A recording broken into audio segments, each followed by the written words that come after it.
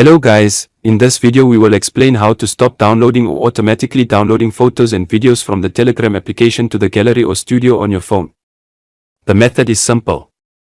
All you have to do is follow the steps explained in this video before starting the explanation. Don't forget to subscribe to the channel, like the video and share the video.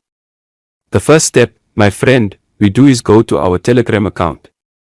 After that, we click on the three small legends above here, then click on the settings at the bottom here. After that, my friend, we go to data and storage. Click on it. Here we will find save in the gallery. We will find private conversations. Click on it and here we deactivate these options. Here, cancel and prevent downloading photos to the gallery, as well as preventing downloading video clips and videos to the gallery. Also, if it is activated, everything will be downloaded automatically. After that, my friend, we go back, then click on the groups, then deactivate the automatic download of photos and video clips or video clips automatically.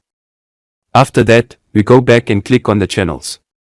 Then we deactivate the photos and video clips from automatic downloading. This was the topic of today's video. I hope you liked it. If you benefited from any inquiries, problems or suggestions, write them in the comments and we will meet in the next video, God willing.